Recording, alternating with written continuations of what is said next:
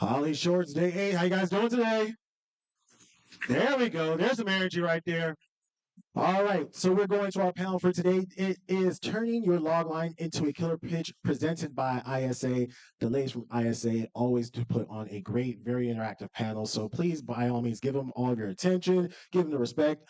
And as also, when we get to doing Q&As and stuff like that, we wanted to try and make sure we keep it to one person, one question per person. But at the same time, they'll of course direct it in terms of how things are going to go. But wait for the mic to get to you because we want to make sure that anybody who's watching at home, if they have a similar question to what you're asking, we want to make sure that they hear the answer as well, and also your question. So once again, presented by ISA, Felicity Wren and Shayna Walker here for turning your logline into a killer pitch. Thank you. Hello, everybody. How's everybody doing this fine Thursday evening? Good? Are you guys excited to get interactive during this panel? Okay, get ready. We're going to throw it to you guys, so be on your toes. I'm Shayna Weber. I'm a creative executive at ISA. I'm also a screenwriter myself and producer and reluctant director. And I'm going to throw it to Felicity, who's going to introduce herself. Hello, thanks so much for coming. I'm Felicity Wren. I'm the VP of Development for the International Screenwriters Association. I'm also a producer. I have a company in the UK and a theatre that I've run for 26 years. And I also love storytellers. You're my favourite. I used to be an actor, and without you, there is no industry. So thank you so much for being here. Woo! If you guys do not know about ISA, please go and check out our website. We are a hub for screenwriters and filmmakers. We are a place to go where you can put all of your scripts on your page. Now that Coverfly is closing, come on over to us. Felicity and I run the development slate. And so we work with writers who are up and coming. We work with them on pitching. We work with them on getting themselves ready to go out to meetings. And yeah, that's what we're all about. So check us out, networkisa.org. Yeah, and you can also get education from there. There's over, I think, 1,000 screenplays now to read. There's also Industry Insider, there's red carpet interviews, there's education, there's podcasts, there's everything for you. And it really is to celebrate you and for you to celebrate each other. It's a community and a hub just for you. Filmmakers included, not just screenwriters. So come along, check us out. We're so pleased you're here today. We do want you to join in. We do want you to feel relaxed. And I know it's really kind of daunting. I feel quite daunted myself right now. So like speaking up, telling people your stories, taking a chance on sharing your logline, or even then trying to pitch. But honestly, the more you do it, the easier it will get and the more relaxed you'll feel. So that's what we want. And also, this is a safe space. Yeah, this is people in the industry. They want to help you. And also, you want to help each other because that's what it's all about. The idea that you do it by yourself is absolutely ridiculous. It's an absolute village. So, shall I go to the panelists first? Okay, I need to get my cards right. Okay, so I'm going to start with Karen Smith-Forge. Forgy. Oh my goodness. It's okay. Karen Smith-Forgy, as I meant to say, and she is currently the president of Don Cheadle's production company, This Radical Act Productions, where she is steering a slate of projects, including the dark comedy Murder of Husbands, as well as dramatic thrillers Echo Park and The Getaway. She was previously Senior Vice President of Production at Berlanti Productions, where she was instrumental in the development and production of shows including Superman and Lois, Kung Fu, and Batwoman, where she also is credited as a producer. Prior to her time at Berlanti, she also served as Senior Vice President of Cable Programming at CBS Television Studios, where she developed and oversaw Star's groundbreaking hit series, Power. Welcome, Karen. Thank you. And Karen is awesome. And our next awesome panelist is Kevin Chesley. Kevin recently finished his second season of Blood and Treasure for CBS, Paramount Plus, and Amazon Prime. Pick one. Serving as executive story editor. He started writing in sketch comedy and moved on to MTV's The Hard Times of R.J. Berger. Lovely. Next, he sold his first feature spec, From Mia with Love, to Fox Studios. Since then, he's written studio features for Warner Brothers, Bad Robot, Lego, Broadway Video, Paramount, and Sony. On the TV side, he's developed for Adult Swim, Pure Flix, Pinnacle Peak, and Cartoon Network, and sold an original pilot to CBS and produced an original sitcom of his own, Two to Go, for NBC Universal. Welcome, Kevin. Yay! And last we have Core Adana. Woo! I was just checking that I got that right because I was like, oh no, is that right? Okay, perfect. Okay. You were a writer, producer on USA's award-winning series Mr. Robot. Growing up in Michigan, Core was a teenage hacker. Look at him, teenage hacker turned security cyber specialist, which seemed like fate when he moved to LA and he was hired as the showrunner's assistant before moving his way up. After Mr. Robot, he went on to co-executive produce Lucasfilm's live-action Star Wars series, The Acolyte, which is airing on Disney+. He is also a co-executive producer on HBO's Max's June's prequel series, June Prophecy. Welcome. You guys, we have some amazing people up here, so we are honored to have you all here. Thank you. Okay, so let's get into what we're going to do today. We are talking about log lines, and we're talking about moving those log lines into an elevator pitch and getting yourself interested by somebody. You can't just use a log line to get somebody interested. A log line is for paper. A pitch is for in person, right? So what we're going to do before we get started on that, we're going to go around the room to get everyone kind of loosen up, and you're going to all introduce yourself. You're going to say your name and what you do. Don't go on long thing about what you're doing. Just name and what you do, just to kind of get everyone ready. Give You us guys your ready? personal log line. Yeah, exactly. Okay, we're ready? I guess I'm going to give my mic. Oh, okay. Right.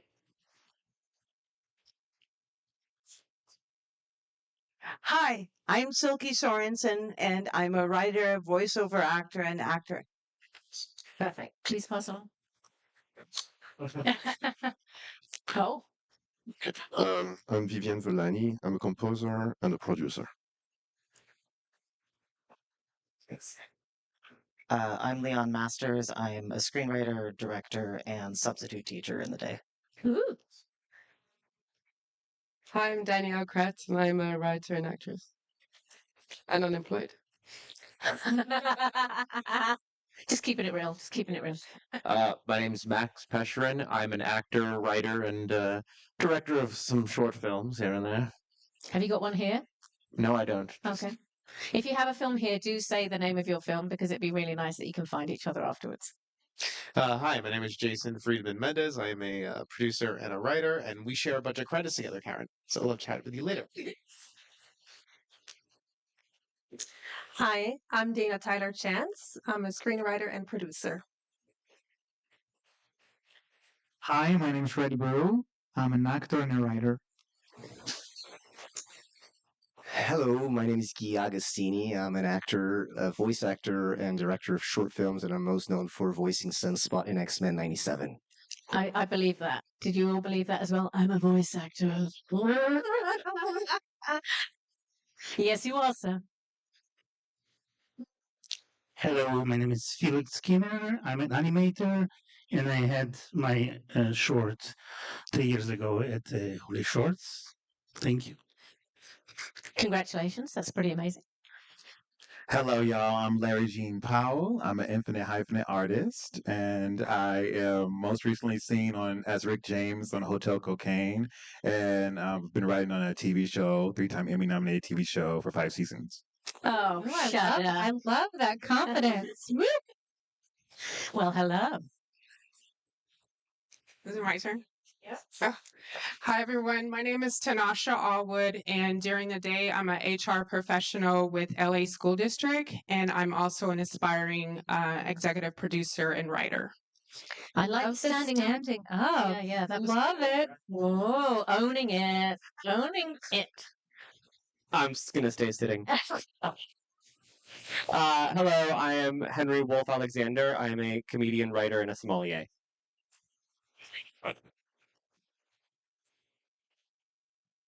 Hi, I'm Alia Ripley. I'm an actor, director, stunt performer, and circus artist extraordinaire. I love that extraordinaire. If we lag here, we'll just have her come up and do a circus act. Cartwheel. Hi, I'm Carrie Francis. I'm an actress and singer. I'm best known from my collaborations with Ryan Johnson, like Knives Out and Poker Face. And then I write, direct, and produce. And I have my first short premiering here on closing night Saturday, if anyone's here. What's it called? Amazing. Hi, I'm Michelle Benet. I'm an actress and a writer. My short script in 2023 was in competition for Best Female Screenplay in HollyShorts and was awarded last year a badge by Coverfly for being in the top 24% of best dramas for 2024. I just finished my feature-length script and I'm going to be pitching it tonight. So, yay! Oh. Hi, my name's Rebecca Dom, a writer, director, former Disney Imagineer, production designer. I also run a micro studio here in Hollywood called Via Volley. We help fund, develop, and film shorts for people, and we run a rental company too. So multi-hyphenate nightmare. Yeah, thank you. Hi, I'm Cliff Lowe. I'm an entertainment lawyer. I represent screenwriters and others in film and TV. I like that. He's professional. Yeah, Cliff. He checked the mic was on. Is this on? Yeah. Hi, everyone. My name is Lily Chinawantri, and I am a story editor and a screenwriter. Hello. Welcome. Hello. My name is James Bralowski. I'm a writer, director, producer. I've got a weird horror comedy at HollyShorts called Bidet. It's about a possessed bidet who tries to kill people. Like you do. Like you do. Sounds like Ghoulies. Hello, my name is Alex Ezike. I am a screenwriter and I just won for my first short, my first Thank you. And also I'm an actress and a talent coordinator on the daytime. So Whoa, that's so cool. Congratulations. Hello, I'm Megan Ann Hensley. I'm a screenwriter and actor, and my feature film, Oh Diane, is in the screenplay competition here. Yay! Hello, I am Rachel London. I am a designer and I need help with my story. Don't we all, sister?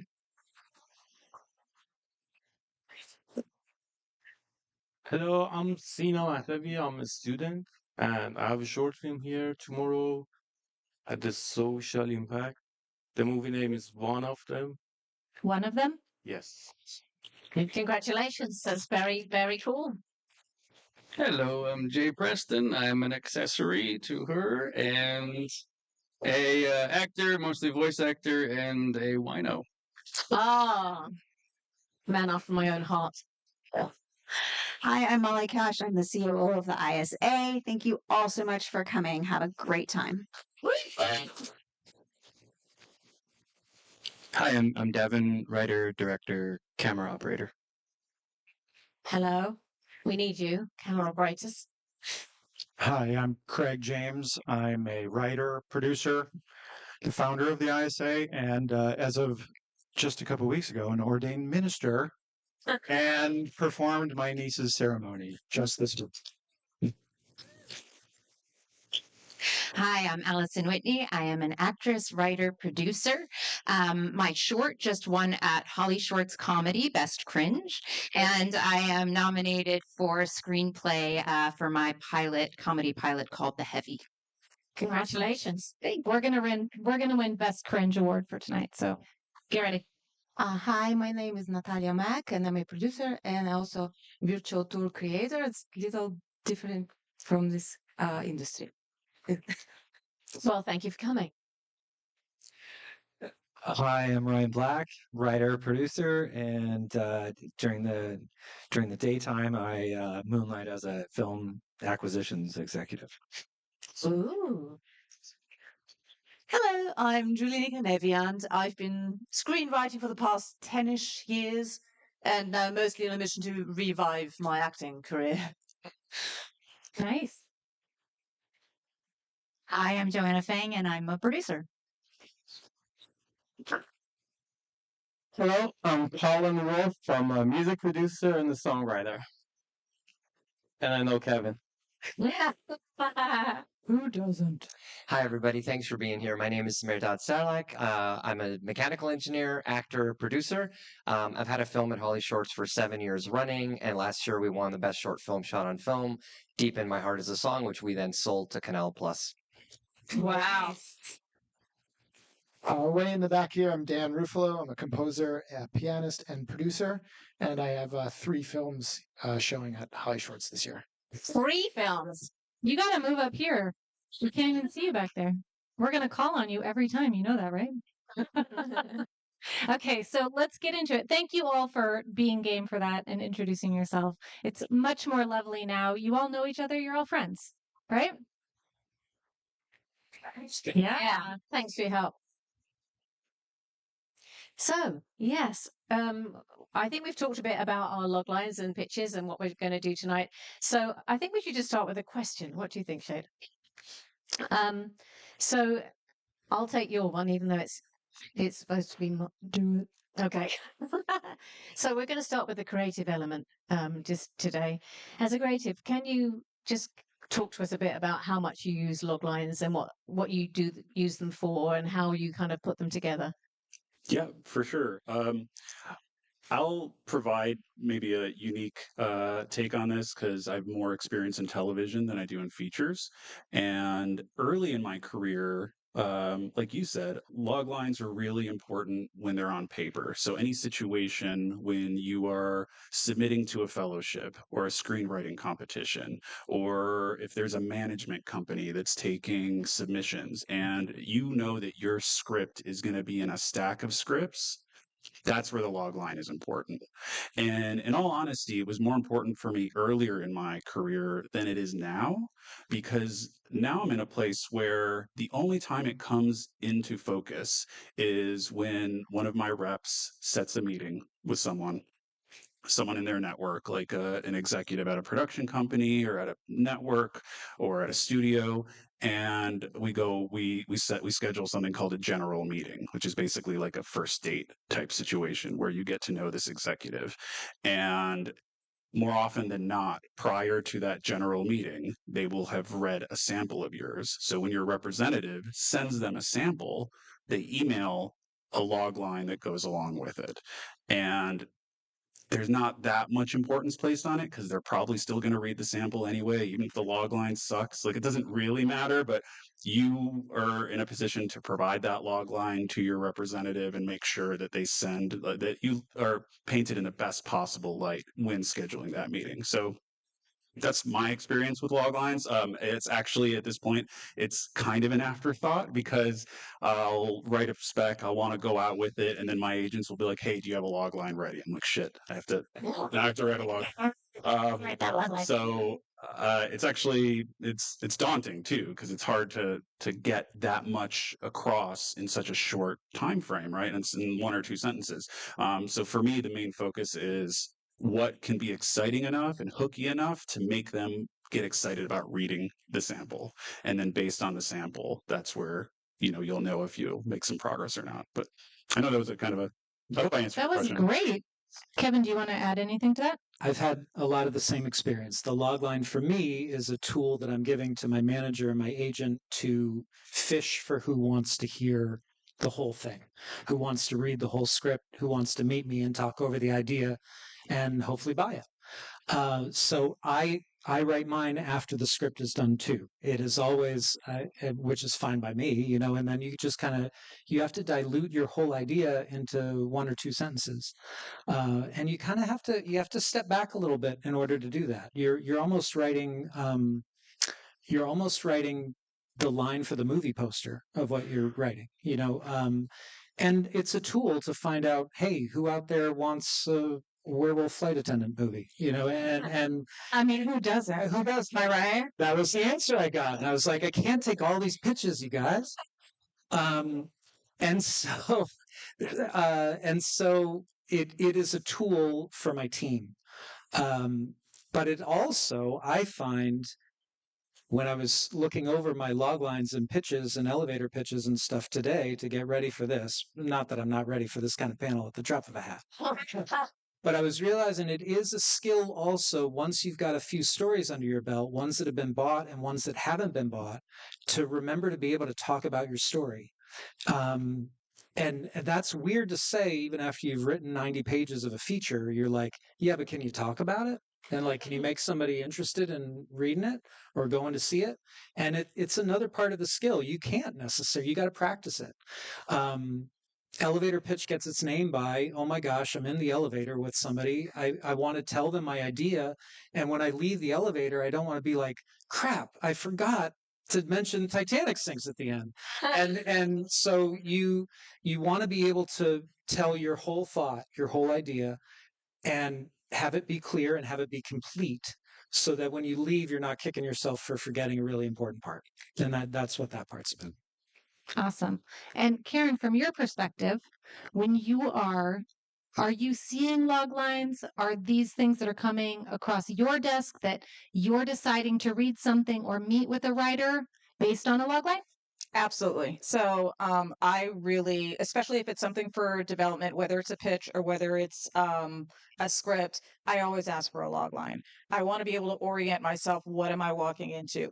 Also, is this something that could be too close to something that I already have? I still will most likely read it, because there's a big difference. You can say there are two medical shows. Okay, there's a big difference between Scrubs and ER. Like there's, so it's like you want to be able to get a sense of what you're walking into, what you're going to hear, what you're going to read. It doesn't have to have everything. As a matter of fact, I would argue you don't want it to have everything, because you want to have some of the mystery. You don't want to have it all, especially if there are twists, if there are turns. You don't want to like just dump it all out in the log line, and then it's just like, oh, well, I guess there's no reveal there.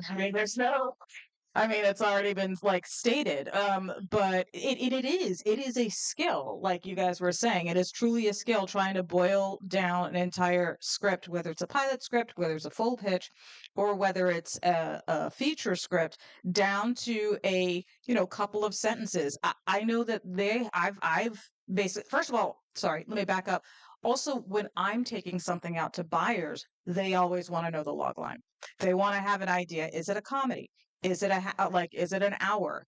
Is it a thriller? Is it, and what is it about? And they might be like, we're not doing anything having to do with journalism. So they won't even hear it. So they're going to insist they want to hear a log line, whether they unfairly make a judgment on that log line, they're going to want to hear it. And there have been times that I have heard feedback from, executives, buyers, not necessarily regarding the stuff that I'm bringing in, but it's just in general, that it's like, if somebody can't boil it down to be like 2 or 3 sentences, it's clear, it's not clean. It's not something that how am I going to be able to pitch it up? How am I going to, is the audience going to be able to even grasp it?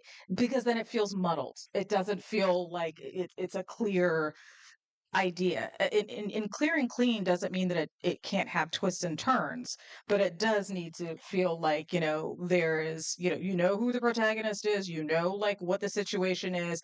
And sorry, I don't want to step on everything you might already talk about, but also the challenge is to not reveal too much and overplay your hand, but still have enough specificity that it feels different and stands out. You know what I mean? So that's. There's one thing that came to mind just when I was listening to you talk, and I found this immensely helpful. Early in my career, I was an intern at a production company, and what they do with the interns is they lock them in the basement and have them read all the script submissions and do something called coverage. And coverage is basically a 2-page synopsis, like a summary that you have to write as an intern, to give to your bosses so the executives can read the coverage and read the summary of the script and then decide whether they want to actually read the script, or sometimes they don't even read the script and they end up meeting with a writer just based on the coverage. It's a great exercise to take a full story or a 60-minute pilot or a 90 or 120-minute feature, try to condense the story beats to 2 pages. And more often than not, when you're writing coverage, you do have to write a log line for your boss. So a lot of these production companies or studios will have in-house log lines prepared for them. And I'm not saying go out and get a job in a basement doing this, but read, like, if you want to exercise this skill, read scripts and try to do it. It just doing that put me in the right mind frame where I had to do it for my own finished script. I'm like, oh well, shit, I've done this before. I've done this thousands of times. I'm just going to do it for myself now. So And just to echo what you said, I absolutely agree. When I started off in this business a very, very, very long time ago, we won't talk about how long ago that was, but I started off in an agency, and so I was in the mailroom, and then I was an assistant, and you got assigned coverage, and there's also a skill to coverage because it basically you have the log line, you have a list of characters, you have a summary, and then you usually like do they suggest that the whatever agent they're reading it for pursue it or not, and it's all subjective, but I do feel like the summary, it's basically like a book report, but it really helps you, and I think it'd be helpful for a writer. It's a great exercise to be able to like read something and boil down the summary and boil down the log line. I think it's I agree, it's a really great exercise, and I'm not even a writer, but I'm glad that I did it. You know what I mean? I got experience doing it during my assistant years. I have to say that the head of submissions department at the ISA, who is a complete nerd, does it for TV programs that he watches. He does it so you can do it if you're watching a movie, you do it for TV shows. Wait, he just does it for fun? He does it for fun. Okay. I know there's a slight, Jeffrey, we love you. Of course, it's a great thing to do, but actually, it's a great way to practice if you haven't got your hands on scripts. However, you can sign up for the ISA, and we have 1,000 scripts that you can read on the ISA for free. So you can actually also read scripts there and maybe just practice that skill, because it is a skill that you can get better at. And would you say there are certain things that you're always looking for? I was interested because log lines used to be like it had to be one sentence and no more. You know what I mean? You're allowed some commas, but no more than that. And then they've got a bit longer. How does everyone feel on this panel about log lines getting longer? And what would you say? Yeah, and what do you feel is the most important aspect of a log line? Like when you're writing one or creating one or looking at them, what is the thing that like, I love that part that you said, Karen, about you have to take it then to your boss. Yeah. So there has to be some sort of hook or emotion or something that gets you. For me, that's what pitching is. It's emotion. But for you guys, when we're talking about log lines, is there something in there that's like the most important part that you need to make sure you get? I think it's an exercise that I go through, and I think I stole this from John August, and I think he talked about it on his Script Notes podcast at some point, like 10 or 15 years ago. But a really easy way of crafting this is when conflict arises, character does X structure. So you can take almost any story and distill it down to when this premise or when this conflict occurs, our protagonist does blank. And that gives you a setup for what the Act 2 journey most likely will be. It gives an executive more of an idea of what they're in for. It gives you an idea of what the world will possibly be. And like you said, it doesn't give away everything because you're not giving away the end of Act 2 twist. You're not giving away the Act 3 reveal. Just randomly, like when terrorists take over Nakatomi Plaza, a beat cop needs to defeat them to save his wife who's trapped inside. Boom. Like Die Hard. Hired. You know what kind of movie that is just based on when this happens, this character does this. When a bride gets beaten within an inch of her life and then survives a coma, she goes on a roaring rampage of revenge to kill her ex-colleagues who did this to her. Kill Bill. Who knows that one?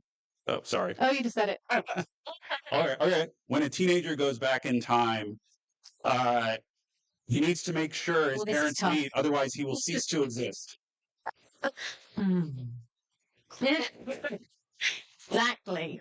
So I don't. It's just you can use it as a starting point. I mean, I still do it. Like when my agents ask me for a log line, I'll just be like, all right, here's the conflict, here's my protagonist. I'll throw an adjective in there or two to like specify some like unique quality about the protagonist, like so you can get a sense of what their arc is or what their problem is that they need to kind of work out. Like, are they cynical or do they have anger issues? Are they struggling with addiction or depression? I'll throw that in there and I'll give a hint about what the Act 2 journey is, and I won't reveal the end of it. So I don't know, but We're all very impressed by that. I don't think I can top that. But I think and this is just reading. I always want to know, who am I watching, and why. You know what I mean? Like it basically, and when I say why, I mean like what makes them special. Going to exactly like, why am I watching this character other than some other character, which goes to what you're talking about, the specific talent they might have, and what are they doing? Like, so it's kind of like that also gives a sense of like, first and foremost, I think everybody here knows it's all about character. It really is. You can say, yes, the world is unique, and but nobody's coming from week to week, when they did come week to week, for a world. They're coming for characters. Yeah, I still remember in Breaking Bad, me and my husband, we were watching it, and this is when it was still airing, again, a long time ago. But there's an episode that I think people most are familiar, and it's the one with the fly. Yeah.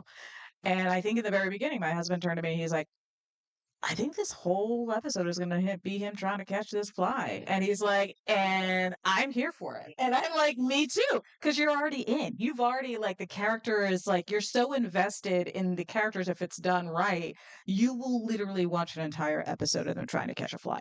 So it's trying to sort of, that's why I'm saying character so important. So that's why I want to know, first and foremost, in the log line, who is this character? Why are they special? Why am I watching them?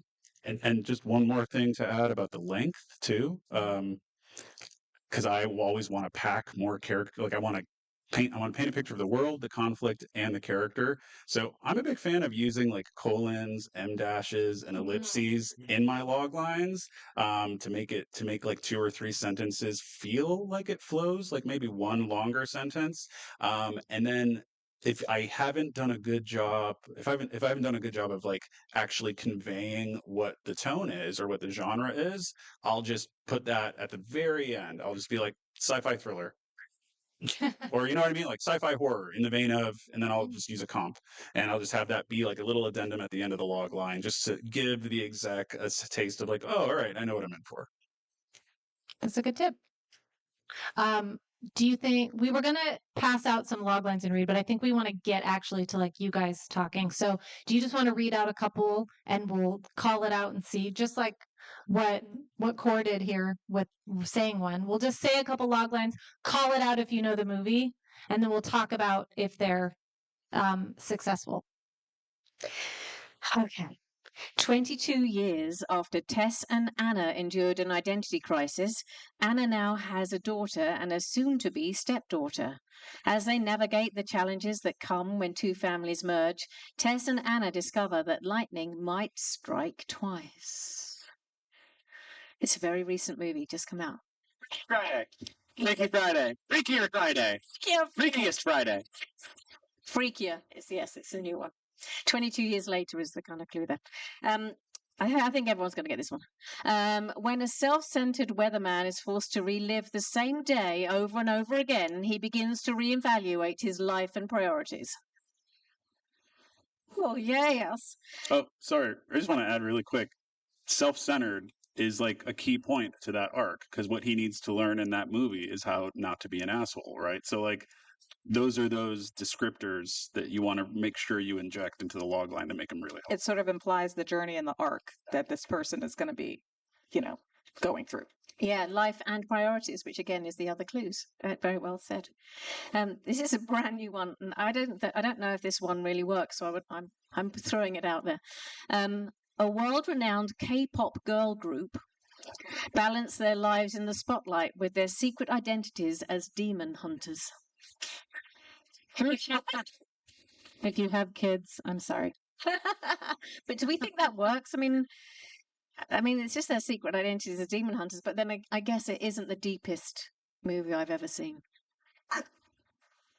True, but if you like K-pop and you're into demon hunting, like that might be all you need too, right? Like you said, if you want a werewolf, like I could go into the werewolf's wound, the thing that drove him to his life as a flight attendant, did I say? Or, yeah. But sometimes the log line should just be the fun of what it is. And I have not seen K-pop Demon Hunters. I know, I'm sorry. And I'm sure that somebody's got an arc in there. But yeah, maybe sometimes you're There's just saying, arcs all over the place in there. I'll bow to the Hilarious. expert. I'll also say, just comparing these log lines to each other, that one was short and sweet and clean enough where I'm like, all right, I can be on board. Whereas the Freaky Friday sequel felt like a bit of a mouthful. Where I'm like, I don't know if I'm into that. Like, it's too much to track. I had notes on the Freakier Friday one too. Do they even say body switch in that Freakier Friday one? No, they did not. That's the promise of the movie. Key, but and that's not character, but yeah, you gotta say flight attendant and werewolf flight attendant, or you listen half the thing. Otherwise, it could be like a werewolf cashier, and that's not really. That's not what I wrote. That's That's not. interesting, yeah. That doesn't speak to my experience. I love that you did have your hand up, sir, with the hat. I just asked. I like if it's called K-pop Demon Hunter. Wait, and then, You know, we did not work on K-pop. No, Demon. totally. I'm just saying, like, for everybody, like, writing things, like, if the title is K-pop Demon Hunter, do you get the title when you get a log line? Like, hey, I'm going to give you a log line to this title. Yes. And then if the log line has, like, everything in the title, is it kind of, like, redundant, or does it still work?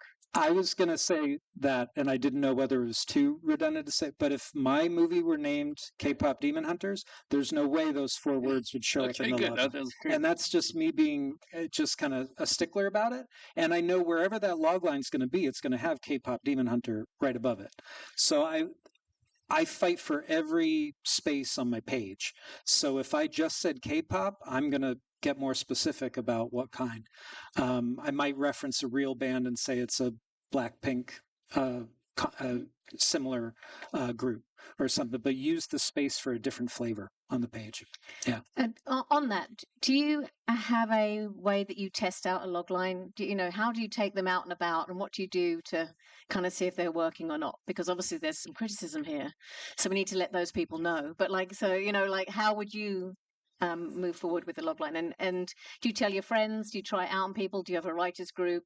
I mean, for the ISA, that's it's a really kind of clear way that we decide on how we move forward with screenplays, is we look at a logline and see, are we interested in that? I think you said the hook, which I think is really, again, so you can pass it along. But I was in a screenwriting class once years ago where they urged us to write a log line for an idea. And this is during the ideation process. So it's like we're starting from the log line instead of, and then choosing what to write based on that. So it's not my process, but what I found really helpful about it is I crafted a log line and they forced you to pitch it to friends, family, and strangers that you run into. So if you're in line at the grocery store, or if you want to talk to the Trader Joe's cashier and just be like, hey, would you be interested in seeing this movie? And then you say the log line. And then based on the yes or the no, you tweak it. I found that incredibly helpful. I do not do that at all.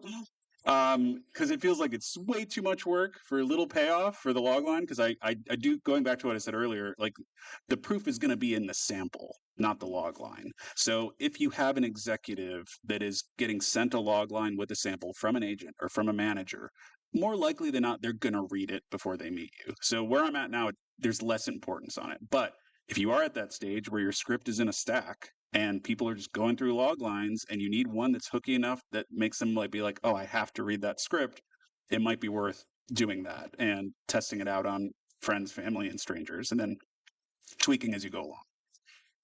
I was going to say, I will say that I find log lines especially important on the development front, because again, that's something that I'm going to be sharing with buyers. And when I do on the development front, I usually actually have the writers, I'll ask them for the log line instead of me trying to condense it and potentially butcher what they think, the show is. I'll ask their opinion.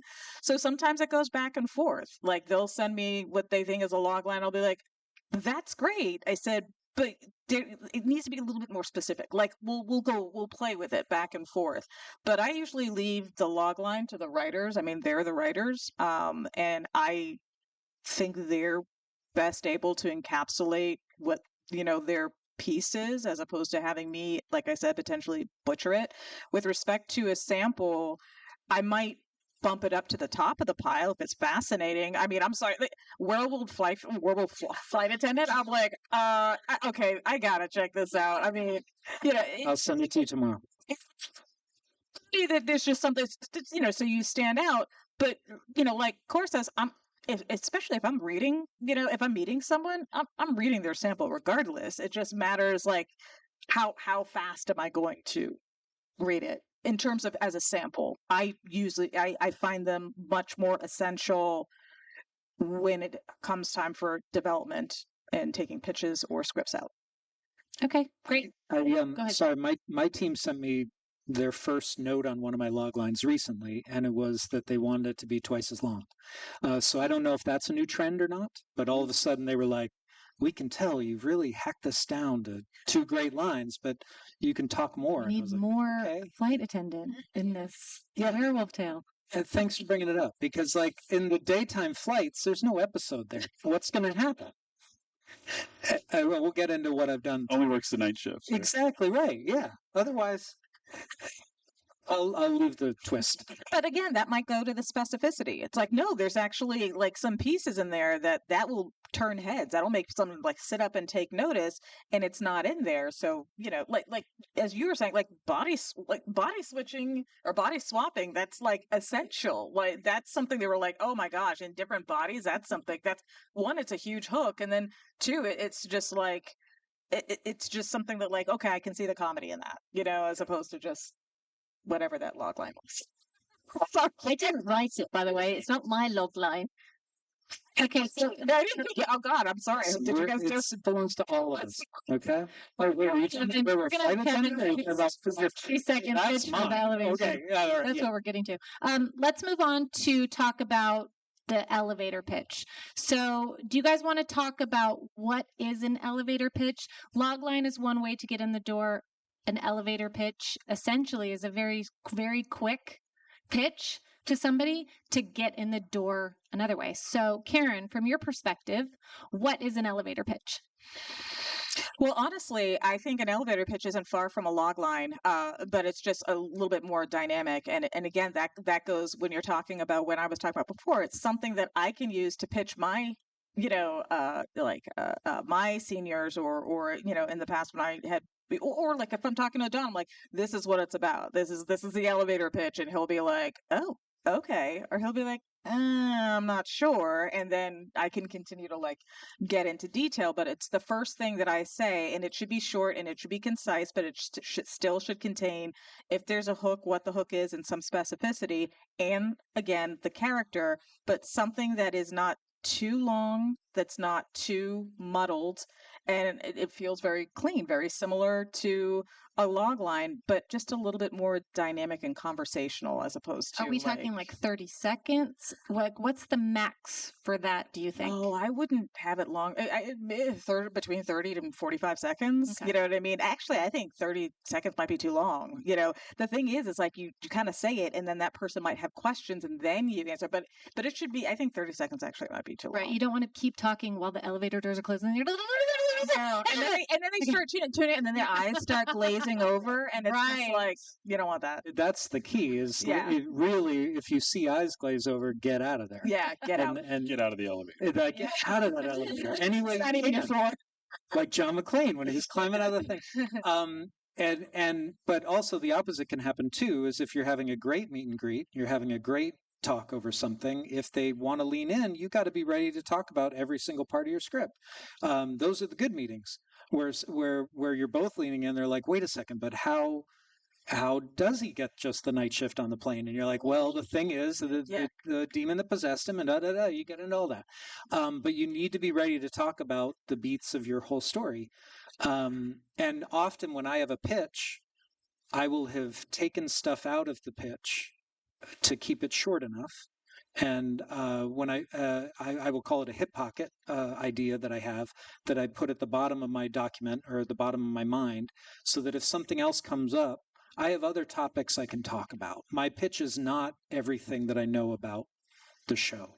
I'm ready to talk more in those good situations, which I think is really important. Right. You are striving for the questions, right? Yeah. Yes, the Q&A. That's the thing. Like sometimes you save it for the Q&A, and there may be some questions, so long as you are prepared to answer those questions. Yep. But you want to put them on the hook, but still like, not have the glazed eyes situation.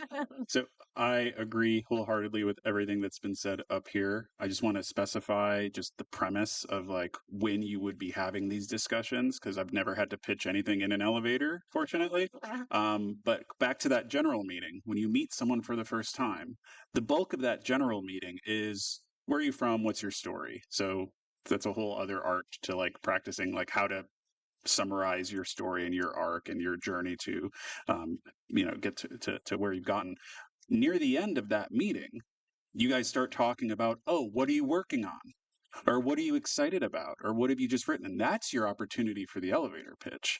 And I wouldn't stress out about like how long it is, like just as long as it's fucking exciting, like make sure it is exciting. If it has a hook in there, you might want to start with something like, imagine we're all living in a simulation and you get unplugged and AI is taken over and turned humans into batteries and you're the only one who can save humanity. Like if you were, that's how I would start an elevator pitch for the Matrix. You know what I mean? Like get them excited, give them a sense of what the character is, what the journey is, and again, like yeah, save something for the Q&A. But I just want to just like again, the goal there is still to get them to ask you for the submission. Oh, I want to read that. That sounds great. I want to read that. At that point, your work is done. Great. I'll have my team send it to you, or I'll send it to you. Then you have it emailed with a log line. Like at that point, don't worry about it. If you're doing like a formal pitch where you're going out with a piece of development and you're actually pitching to buyers, you will have 20 minutes, not just 30 seconds, to go through the pilot story, the entire season, a summary of future seasons if you want.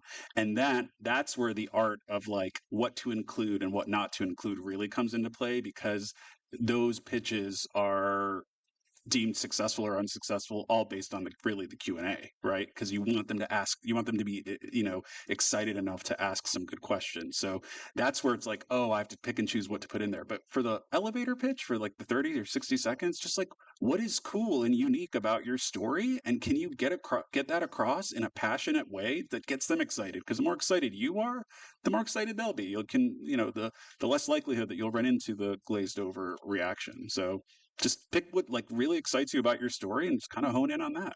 That's a really great point, and I love that. And I think that if you aren't having general meetings, I think film festivals where you're meeting other people, you're inevitably going to get the question, what are you writing? What are you making? What are you working on? That's another way that you can have that really quick 30-second blurb that's exciting about your project, because you want them to be like, oh, I want to watch that. Oh, I want to read that. Oh, let's talk about that more. If you're talking to a producer, you want to get them attached, right? So yes, great points. Yeah, and I think the other thing is you do need to practice this idea that you'll just be like, oh, it seems like Core doesn't, but everyone else in the world needs to practice. No, so Core practices. Something the Matrix. I mean, I was like, okay. I think that's the thing, is just get used to saying it out loud. I mean, I love the idea that you were, asked to do that to people in stores and you weren't casted off. You're like, excuse me, this man keeps telling me about his story. Can we, Then that Trader Joe's worker just pulled out a script from behind and was like, here you go. And mine too. And you're like, yeah. So I think just get an understanding that this is a practice and you're allowed to make mistakes. And often when you are even having a general meeting, if you are in the middle of a pitch and you do make a mistake, the fact that you can own it and be human will just totally endear them to you, and you can just kind of forgive yourself, because you're going to kill yourself afterwards anyway, rethinking what you said and what you didn't say, right? So just practice, realize that you're not a robot, enjoy yourself as much as you can. And we did kind of make a little list here, which I might just give you just so you can have it as in what to put in your pitch, which is the hook, which is a bit like your log line. So kind of like just start with the kind of the shorter bit of your log line, then the tone, so you get a bit of a sense of the tone of it, so we understand if it's a comedy or a psychological thriller or something like that. Then the world, so a bit about the world. Is it claustrophobic? Is it funny? How does it feel about that? Then the journey, so what are we moving towards? How is this happening?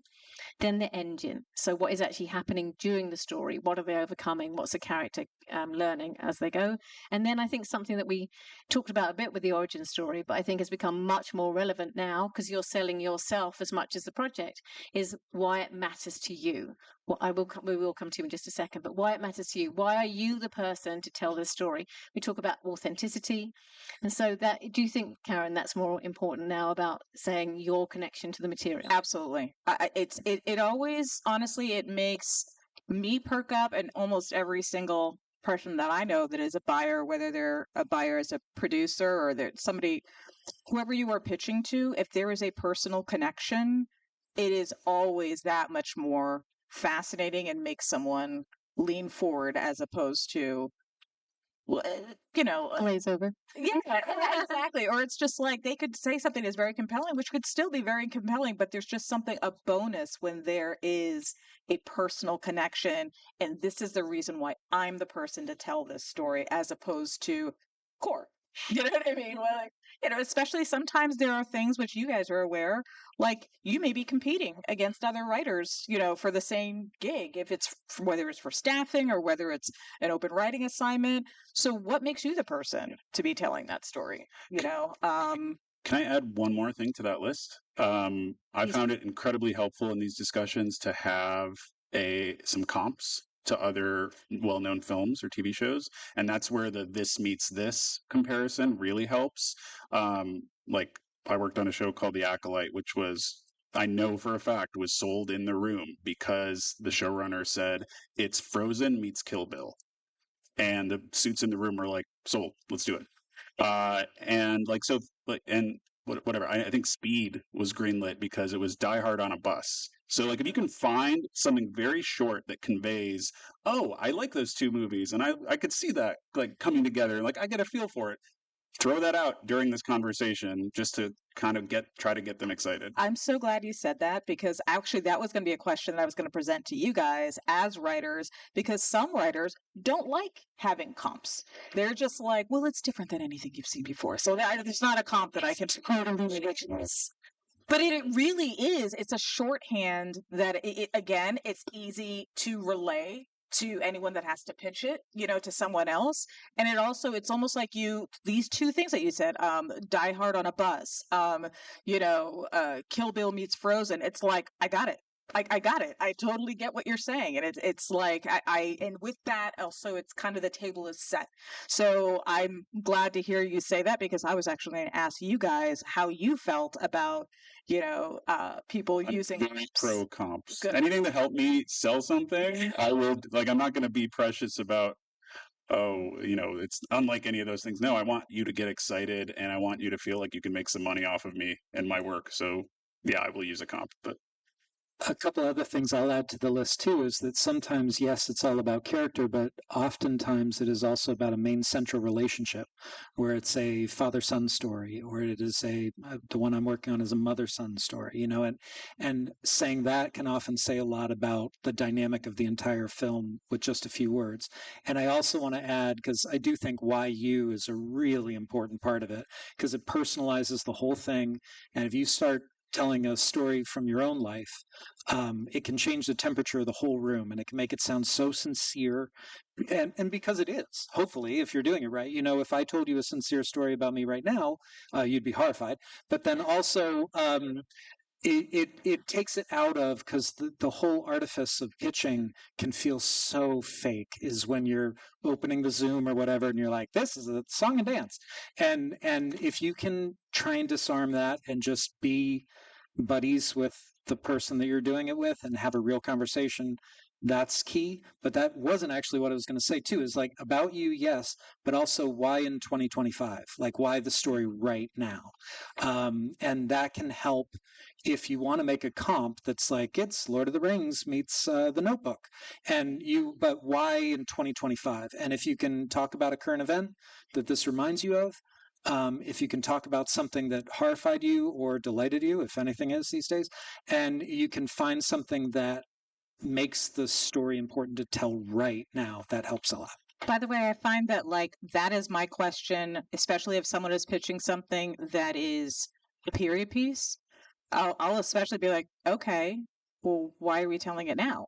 Like, why in 2025? This is period of like 1935. Why are we talking about this now? Like, So I feel like, especially when it's period, the why are we telling this now is especially important. Why now and why you? Yes, yes. And in period pieces, you can feel it when you're enjoying one too. I can be like, wait, this is like what's happening right now. As an audience member, I appreciate that a lot. Yeah. And it's also really important if you're dealing with IP. If you're like the 40th person that's going to tell them what the new Teenage Mutant Ninja Turtles movie should be about, if you can tie it to something that just happened this week, it just bumps you up. It helps plant a flag real well. If I could say something real quick, I wanted to make sure the personal connection, as we're all talking about, is very important. But I also want to be clear, it doesn't have to be like this thing happened to you. It doesn't have to be that much of a connection. It could be, that maybe it's not the exact same situation, but you relate to it because of this that happened in your life, or this happened to, like, your grandmother told you this story and you just really were fascinated. And so I just want to be clear that it doesn't, I don't want to discourage anyone from telling stories because the story doesn't fully reflect their own experience or life. It's just they have a connection to it in some way or another. Right. I just want to add one thing about the personal story, because hopefully you guys don't make the same mistake I did early in my career. I was so focused on telling my story, and it is so important to tell your story in these general meetings, back to the general meetings. But I also found myself at the end of these meetings being like, all right, I spoke for an hour straight and they didn't say anything.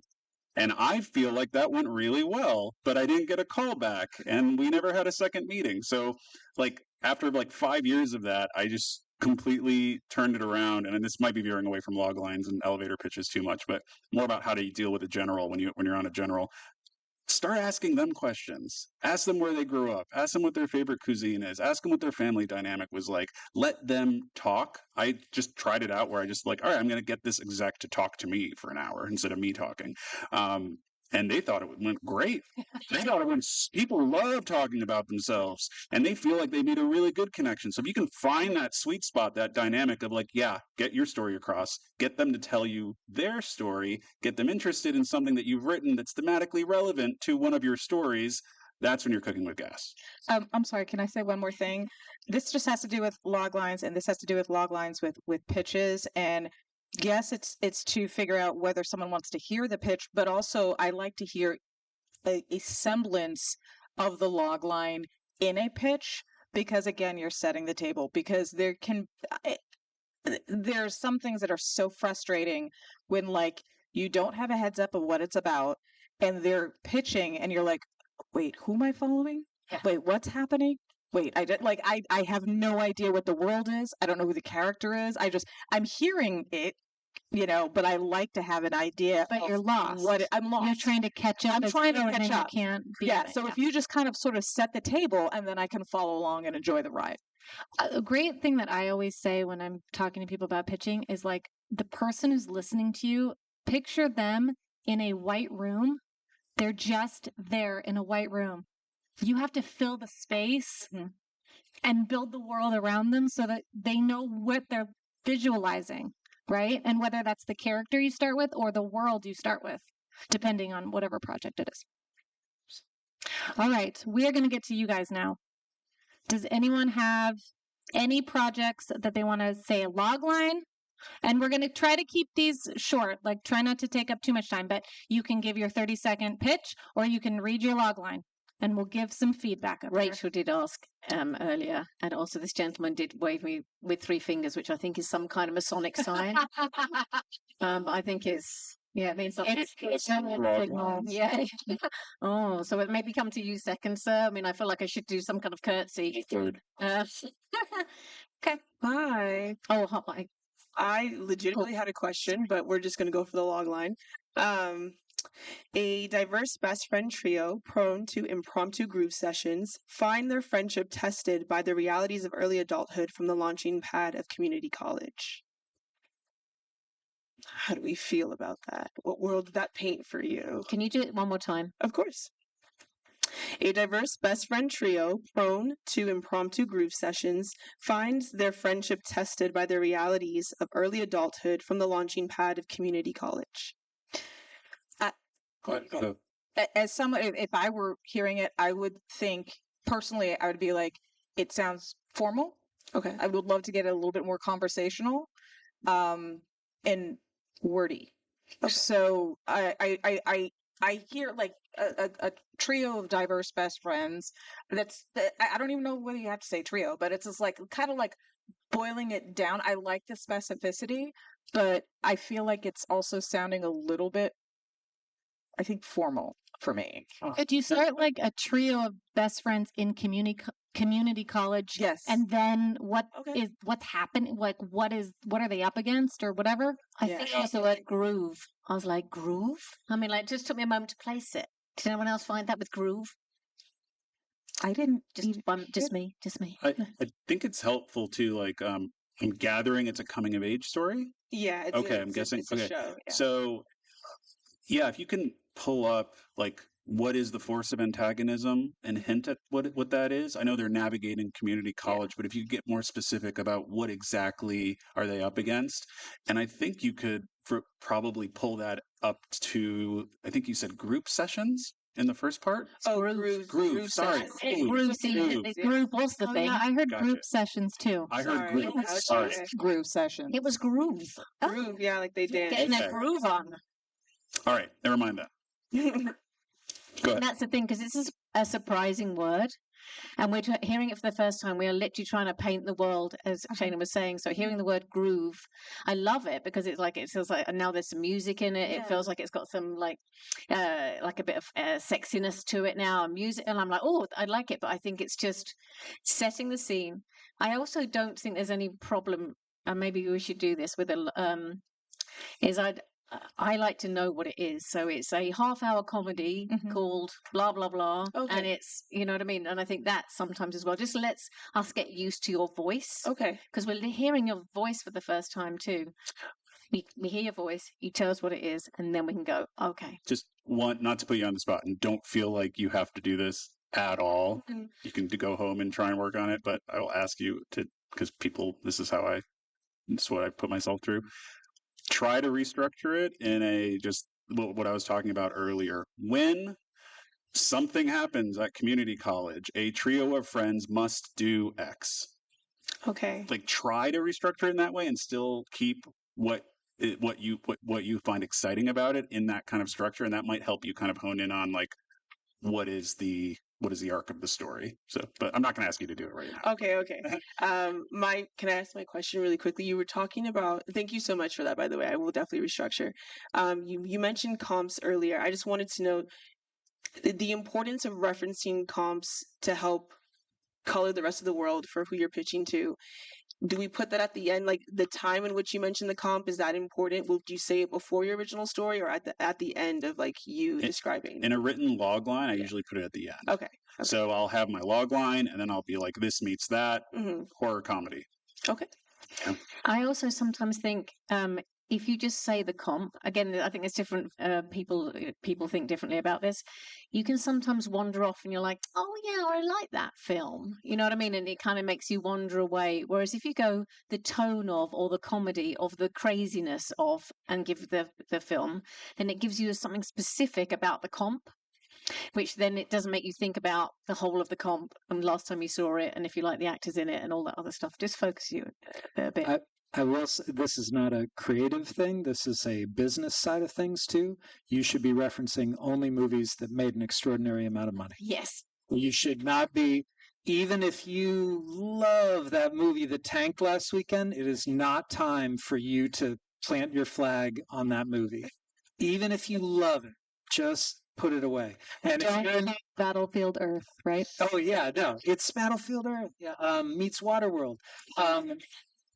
You don't even want to, because I've seen so many people shoot themselves in the foot because they really think Waterworld is an underrated movie. That's fine. We can have that conversation too. But if you're in a meeting with somebody, And they'll bring up whatever made money or lost money last weekend too. And it is not time to disagree with history on that one. You just, even if you hated the movie that blew up last weekend, that's a white lie that I will tell. And people on my team have watched me smile through loving something I didn't like or hating something, because you want to get to the other side of that conversation, and they want to make money with the things that you're making. Yeah. Who's next then?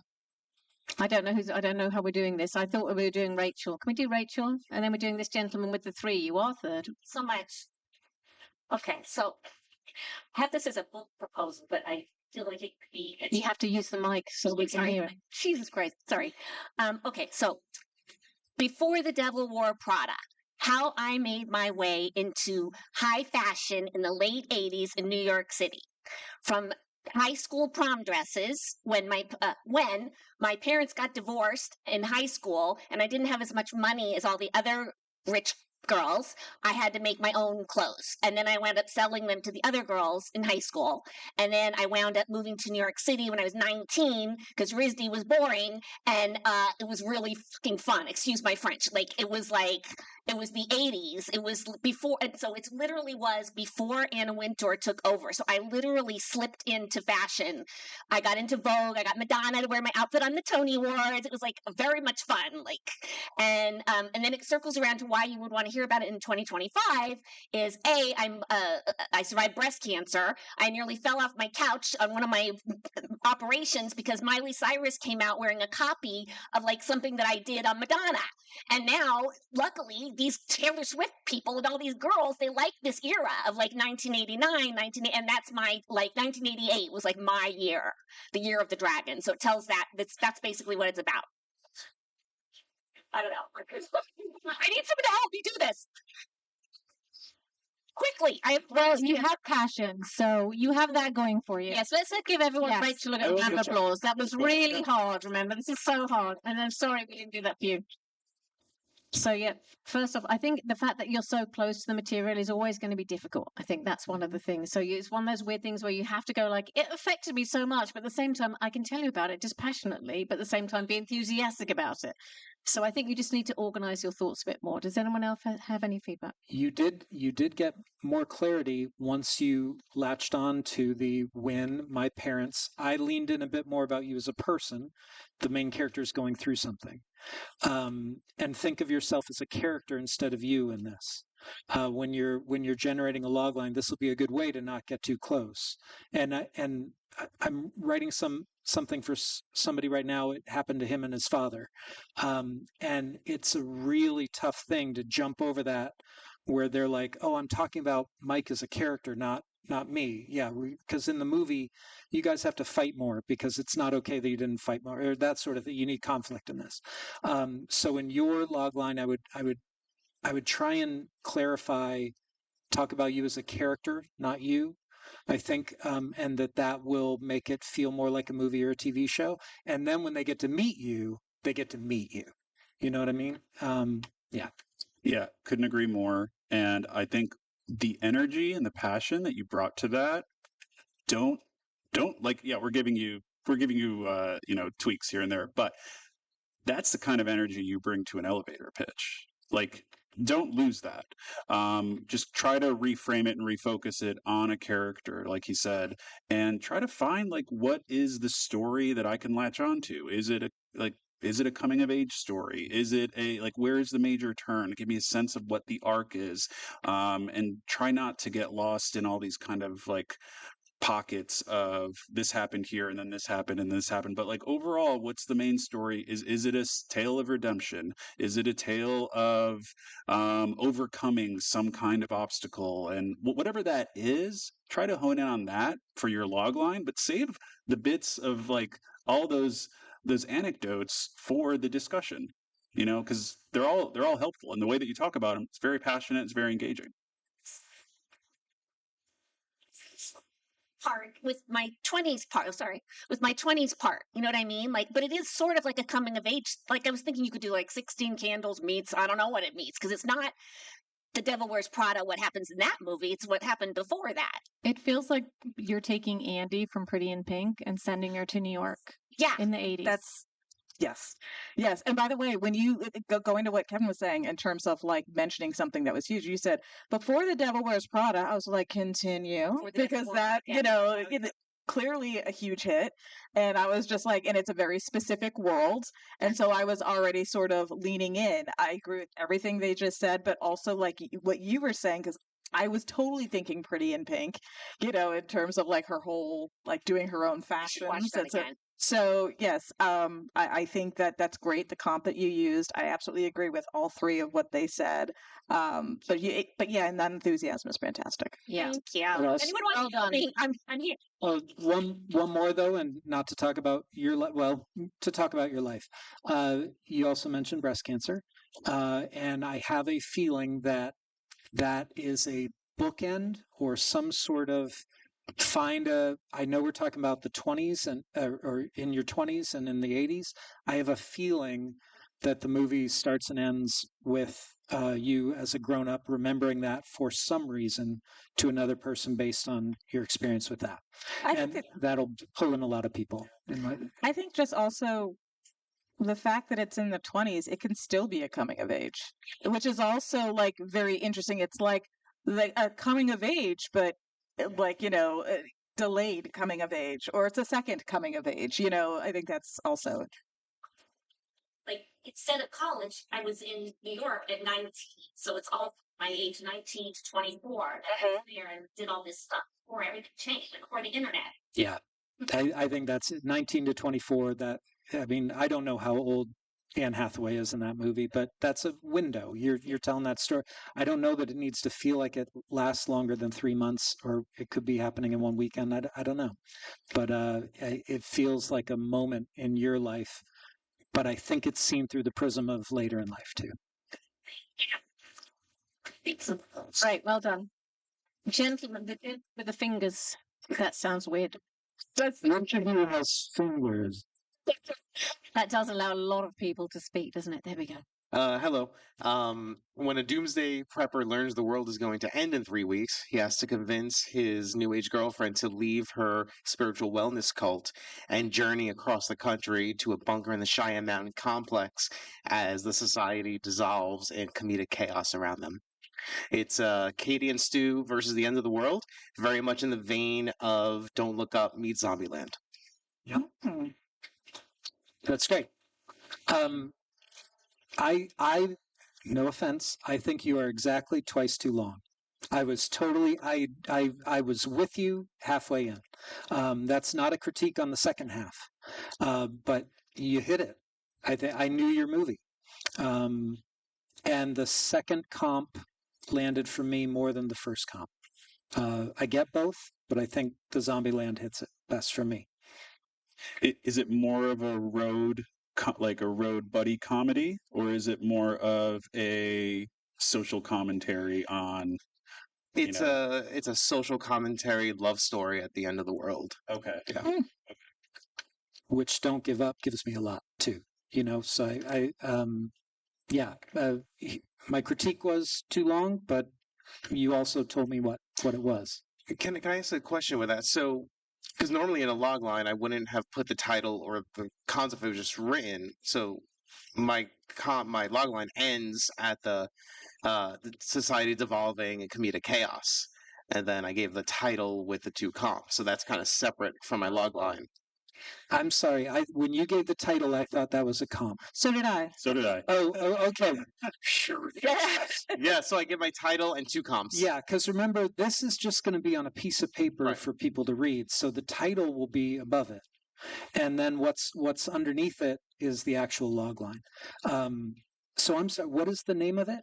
The title is Katie and Stu versus the end of the world. Excellent. Okay. But since I didn't start with the title, I just went straight in for the log line. I wanted to give you the log line at the end after you knew the world. Got it. So in that case, I would just say slow down a little bit. And then when you say that, just be clear about the title is this. Yeah, because I agree. I was like, what is that? You know what I mean? I think as well, especially in this context. I mean, we're not saying this isn't the same as you would write down in an email, but in this context, saying it's a love story or a socially conscious love story called feature called, and then go to your log line. I think I think anyone else moving forward, everyone as we go is getting clearer about what we're doing. And that's exactly what happens anyway. You know what I mean? We're all learning from each other. Sorry, Kat. Oh, sorry. Could you actually just repeat the first part of your log line? Sorry. Yeah, when a doomsday prepper learns the world is ending in 3 weeks, he has to convince his new age girlfriend to leave her spiritual wellness cult and travel across the country to a bunker in the Cheyenne Mountain complex. I do think I like the specificity, but I think there are certain details that aren't necessary. Like, you don't need to say where the compound is. You could say a isolated, compound. I don't know if you like with the girlfriend, definitely new age girlfriend away from her wellness camp. Boom. And then go on to just there's certain I like the specificity because we're talking about that, but you also have to make sure you're not giving too much details that aren't necessarily necessary to convey what the show or movie is. If that makes sense. Should we get a time check? How much time do we have realistically so we can kind of get through it? Okay. Okay. So many. Can't pick. I'll be right back. So That's how bad the log line was. I don't know. Or how good it was, because she's going to listen to her boss. Oh yeah, I like yours version of mine. Sorry, I'm British. We have to go to the dark side. What can I say? I don't know who wants to go. Who's near? This lady here. Another woman. This. It's you. It's me. This is a feature-length psychological mystery. Tormented by a jealous rival who's intent on destroying her, a charming but troubled Pilates instructor's life is turned upside down after she moves to a small town. When the rival is found murdered, it's a race against time to prove her innocence to a town that is certain she is guilty. And with everything closing in on her, she's determined to solve the murder herself. I think that's really good. Much like the discussion around the last one, I think it is a hair too long. Okay. And it does bring up a question for me that might help you kind of hone in on your tweaks, which is how much of the story is the dynamic between these two rival instructors, and then how much of it is actually taking place in the wake of the murder? The rival instructor is murdered by page, I think it's 30. By page 30. Mm-hmm. Okay. Okay. In that case, I would just try to look for a way to trim that and then hone in on the fact that, and I'm sorry, I'm going to ask you to repeat this again. What is her conflict after the murder? She has to prove her innocence? The whole town is certain identity. she's guilty Gotcha. of the murder. Gotcha. Okay, yeah. Then I would just find a way to kind of like distill that down, where it's like you have the rival Pilates instructors, one of them ends up murdered, and it's your protagonist is wrongfully accused and has to prove her innocence to a town that doesn't believe her. Like, start there, start something like that's that short, and try and add those little nuggets of specificity that hint at what the arc is. Like, what does she have to learn? How is she going to change? How is she going to learn and earn her way through, convincing this town? But I think that would be my starting point with that. But it's really good. It's interesting. Thank you. Like with the community college one, I would move the word Pilates as early as possible, because I think it's given a bit of movie poster to your idea and what's specific about yours. Okay. Can I ask about the tone of yours in regards to the humor of it or lack thereof? And both is fine. Is it because Pilates is a bit of a funny word, and the idea that it's a fun. I'm like, so is this like the substance where like they're working out and there's some humor and satire to it? There's no humor. No. Okay, so then I would. It's a psychological drama in a lot of ways. Then I would hit with a thriller aspect. I would hit the word drama harder. Okay. and it is going to be tough because the word Pilates is a little bit funny. I'm not so if there's a way to she's a fitness instructor. She is would that kill the whole thing if you get a little more vague about what exactly she is? Well, or is that it's in the title. Oh, I see. What's the name of it?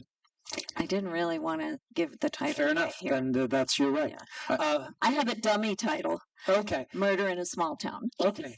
I would just watch out for it. But I think. Yeah. I think that so the title actually. There's a big manager on the panels that come here every year, and I met him a few years ago, and I told him the title. He goes, "I can sell that. Here's my email." Great. When it's done. Great. But I think sometimes people hear the title and go, "Oh, that's cute," as opposed to. I think you have to watch out for that. Yes. Dramatic. So I'm torn now. Should I change the title? It's interesting too because I agree that Pilates is a funny word, but also the setup of rival Pilates instructors is hilarious to me. Well, so when you start with that, I'm expecting comedy. Yeah. And I even missed that you said it was drama. So my day job was a Pilates instructor for a while when I was auditioning in Atlanta and lived there for a while. The premise of this, the how it starts, actually is true to me.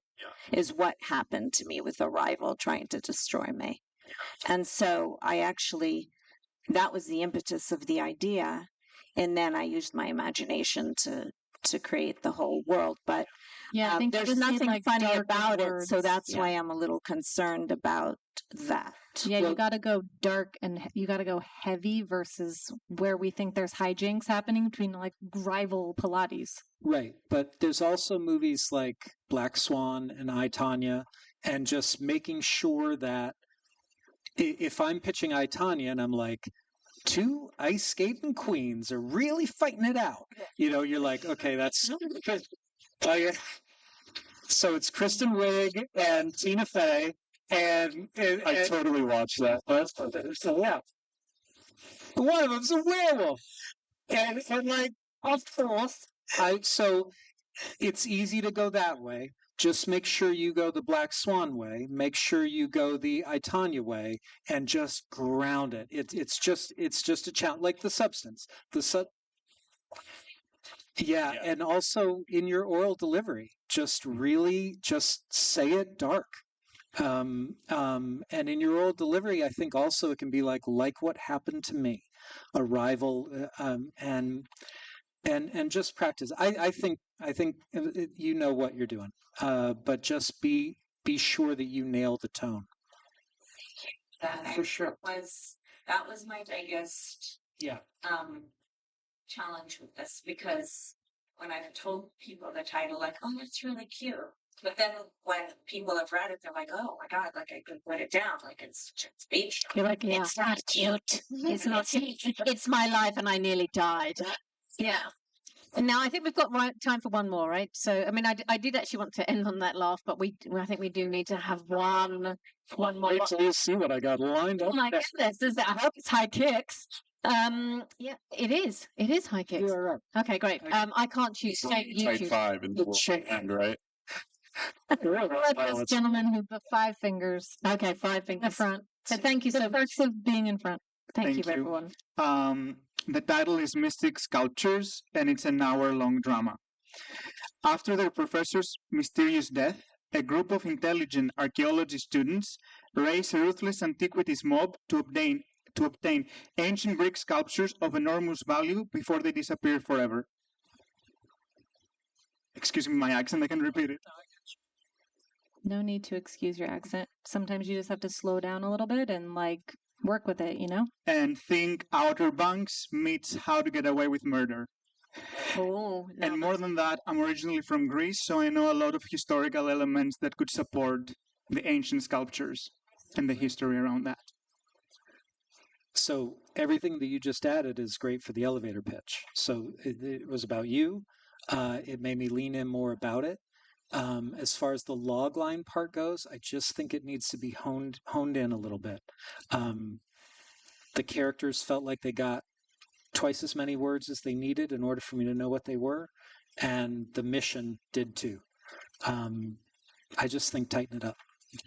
Yeah, I agree. I mean, it's really engaging, and I think if you just did a pass where just evaluate if you need all the words that you're using. Like I clocked that I would cut intelligent. I don't think I need to know that they're intelligent. Like I would assume they're intelligent Yeah. if their job is researching. yeah, you know what I mean? So just go through word by word and be like, do I even need this word? And is it adding or is it feeling like it's just extraneous? My caveat to that though is if you can either replace it or change it to something that hints at the arc or the theme or the journey of the film, then do not cut it. Make sure that you hit it. So that's the one caveat with that. But agree with everything he said. Just try to trim it and distill it down to its essential idea. And I think practice, because it is English as a second language.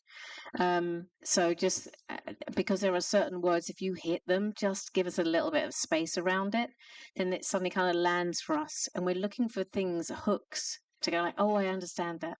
Only Murders in the Building is one of my favorite shows. So when you say that, I'm like, oh, yes, I want to know about this. And it's for ancient Egypt. So just allow that to land for us. That, by the way, that also goes to when we're using comps, because if you're using things and what you were talking about, also the ones that are like really either make a lot of money or big, like one of my favorite shows of all time is Buffy the Vampire Slayer. Yeah. If somebody starts off with "it's Buffy meets," I'm like, excuse me. I mean, I'm ready to be like, oh, you had me at Buffy, but you could. Sometimes like those comms can be really, really, you never know who's a fan of what, but it can really turn somebody on immediately. Or off. That has happened as well. Where someone goes like, I hate that. And you're like, but anyway, it's not so much. Me too. I hate it. I hate it immensely. So forget that, scratch it, reverse. Here we go. What's your problem with Buffy? Oh, I love Buffy. Oh, we can chat about Buffy. I was going to say, we're going to take this outside if you have a problem with I'm Buffy. a Buffy fan. No, it's just if they say that they hate it and you're like, you've just said it's like your show and they say they hate it, you go like, well, it's kind of a bit like that, but really it's more like fishing over here. Is that more your style? That's why the money-making point is really important, because whether they hate it or like it, if it made a lot of money, it doesn't matter, really. So, but yeah, you don't want to turn off the suits in the room. And also, in reality, if you're pitching anything that is Buffy the Vampire Slayer meets something, you're probably pitching to a production company that's looking for something genre in the arena. You're very rarely going to be like, oh, well, we do Downton Abbey. Why is this person in here? I hate violence and monsters. I watch Buffy meets Downton Abbey. Well, I was just going to say, interesting. That's season 2. Would you? Yeah. 100%. Yes. Someone write that. The werewolf lands the plane outside Downton Abbey. It's great. Sure, we're gonna get to a couple questions. Just one extra thing when you guys are practicing your log lines. I know it feels weird, but if you record yourself and then watch it back, you'll hear how fast you're talking or what level you're at. And so it's a great way for you to check yourself of like, okay, if you're up here, if you're down here, if you have any inflection, if you're speaking really, really fast, you're trying to get through it, to understand that. So sometimes I get on Zoom and I record myself on Zoom in the same frame that I'm going to pitch. And I record myself and then I watch it back and I'm like, oh. But sometimes it also helps you get through the nerves when you're just staring at yourself, because that's what you're going to be doing. So especially when you're pitching on Zoom. One small note, because I'm now realizing that we're saying things that may be confusing or contradictory. Yes, log lines are for print. They're going to be read in an email or on a page. But I totally agree that you should practice and rehearse not only your log line, but your whole elevator pitch. So have that log line be a part of it, but like go through everything. All that detail you added at the end there was fantastic. Use the passion and the emotion that you have for your story. Like practice the 30-second, the 1-minute version of it, so you have it ready for situations like this, or for a general meeting, or whatever. Just make sure that you feel comfortable telling that story. Okay, we're gonna have time for your question and one other question, and then we're gonna be done. Okay, go ahead. Hi. You were saying how in a log line you would maybe use like the cool part of the story to highlight. But what if the cool part of your story is kind of a reveal at the end or a twist or something? How much of that do you want to show when pitching a story? It's a great question. I was right in the prep for tonight. You had asked about log lines that you like from other movies, and this isn't the log line. This is off the poster, but the weapons poster that just came out. That's like 17 kids ran out in the middle of the night at 2:17. They never came back. That's a great log line. The movie's about so much more than that, but that's still a good log line because it sets the tone, it leans me in, and it doesn't give away 8/10 of the movie. So if you've got a twist you want to protect, you can protect it, and should. Okay, question back there. Yep. Logline or question? You can do a log line. That's fine. Oh my God, I'm so happy I can ask it. Okay, so this is a Mad Max meet Thelma and Louise meet Snowpiercer. Yu is her name. Yu steps onto the only last train that's still operating as the world is ending, racing time to see her dying grandmother. As the passenger in the train behave otherworldly, she was reminded of a childhood story. The train will fulfill every passenger's wish, but everyone risks never getting off the train unless she catches her past life self on the train. I would leave out Snowpiercer from your comp because you're so train centric in your actual story. So I will admit that I was a little bit like, oh, it's not like Snowpiercer. It is. Like, just don't remind people about train centric things, I think, unless everybody disagrees. Because I was really in on the other two comps that you have, although your story being about a wish makes it a little bit more magical too, a little bit more, so I think, though I love Mad Max and Thelma and Louise, and I want to watch that movie all day and night, but there seems to be something wish fulfillment to yours too, and magical. Maybe. Yeah, I gathered some kind of fantasy element, so I would look for some kind of fantasy comp to mix with it, the Thelma and Louise or the Mad Max comp. I also would take just a pass at trimming too. I think you could trim it down, maybe even just half as long as what you have, and get to the stakes of what's actually going on a little sooner. I think you ended with it like she must find herself. Like, no one can get off the train unless she finds herself. I think that's what I heard. Yeah, past life. Their past life, past version of herself. I would want to hit that a little bit earlier, so I would just take a pass at seeing if you could shorten that, maybe half the length. But it is interesting. It's very interesting. Very. Awesome. Thank you, everybody, for staying with us and having such an awesome time on this panel. Thank you, thank you, thank you. Yeah. 10 stalls.